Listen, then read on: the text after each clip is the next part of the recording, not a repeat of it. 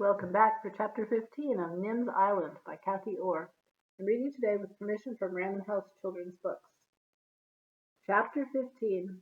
The hut was gone, and Nim was too tired to start looking for what was left of it. The last of the storm clouds disappeared from the sky. The sun sank gold and low, and Nim and Alex were still lying on the beach talking. Selkie slipped back into the water to fish for her supper. Fred found some seaweed left on the beach by angry waves.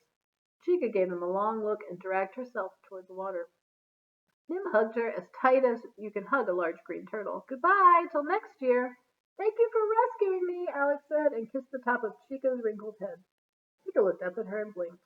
It was always hard to tell what Chica was thinking. We need to go to the emergency cave before the sun goes down, Nim said. She had a feeling Alex might not be very good at rock climbing in the dark. You can have an emergency can for dinner. And a coconut from the raft. I wonder where the other raft went, said Nim, but she was wondering even more where Jack was. The other raft had been tossed out of Keyhole Cove when the sea went crazy, and it had bounded clear of the swirling reef waters and been caught by the monster waves raging out to the west, and grabbed by an exhausted man with a scar on his forehead and a 2-week-old beard. Alex wasn't any better at rock climbing than Nim had thought she'd be, but she loved the cave. Like Ali Baba's cave, she exclaimed. I cleaned the hut so nicely, said Nim gloomily. I even made you a new sleeping mat. Alex hugged her, but it wasn't quite the same as hugging Jack, and not quite the same as snuggling into Selkie, but it made her believe that the world might get better again. Nim woke to see Alex sitting at the door of the cave, watching the sun rise over Fire Mountain. Look at the sea, said Alex. The waves rolled gently, washed clean and blue. Birds soared and swooped, screeched and fished. Iguanas and lizards scrabbled, sea lions lazed, and their king's honk echoed across the water. Selkie woofed good morning, but when Nim had hugged her and rubbed noses, Selkie slid down the rocks, and a moment later her brown head popped up at the sea lion point beside the king's. Fred grazed for seaweed at the tidal pools. He didn't quite trust this ocean yet. Nim and Alex had a coconut and emergency rice pudding for breakfast, set up the satellite dish and the solar panel on a flat rock above the cave, plugged the computer and phone into charge, and went out to explore. They went to Turtle Beach, Sea Lion Point, the Hissing Stones, Keyhole Cove, where it all began, said Alex. Because if I hadn't done the experiment, I wouldn't have been able to write back again, and you would have never come. Already that seemed impossible. They went on exploring. Nim's beautiful island was shredded and messy with bits of huts, pieces of shirts and desk, coconuts, palm branches, broken trees, and lying down bushes. As if a giant had a tantrum, Alex exclaimed. The garden was worse. It looked as if Selkie had taken her sea lion family up for a party. Pea plants were mashed, avocados were mushed, tomatoes were soup. Some plants had so few leaves it was hard to remember what they used to be. The garden shed, with bananas still on their hook, had been lifted right over the wall and dropped neatly into the middle of the bamboo grove. Nim and Alex collected 3 green pineapples, a few mashed strawberries, and scattered pea pods. They hauled broken bits out of the pool and into the compost heap and saved 2 avocados, a tomato, and 10 more strawberries. And the sweet potatoes will be safe, said Nim, when we feel like digging them.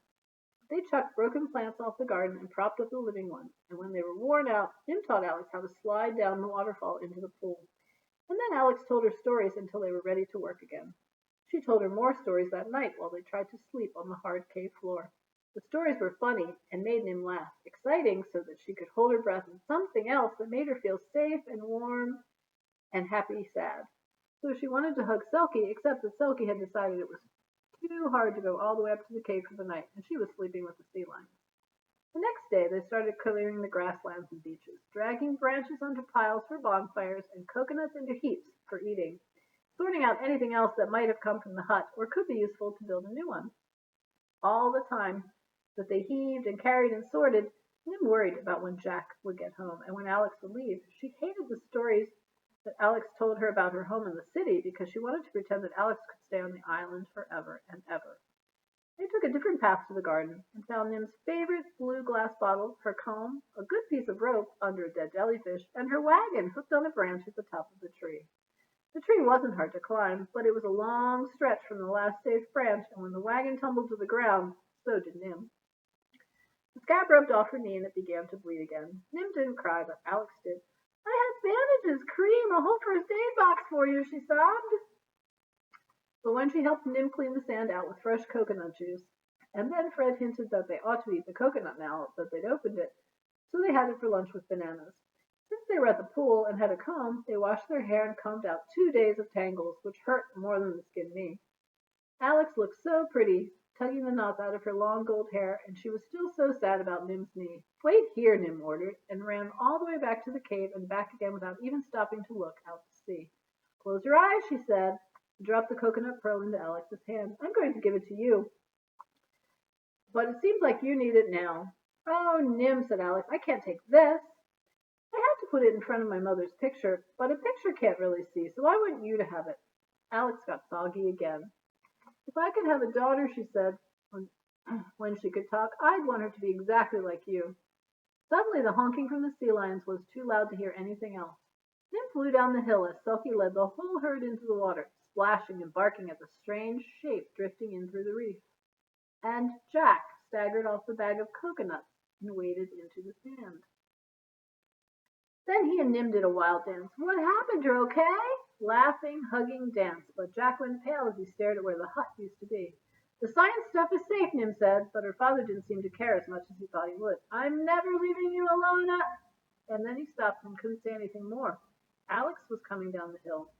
There's something I've got to tell you, said Nim. Look, there's the girls. That's the end of chapter 15. Stay tuned next time for chapter 16, the final chapter of Nim's Island.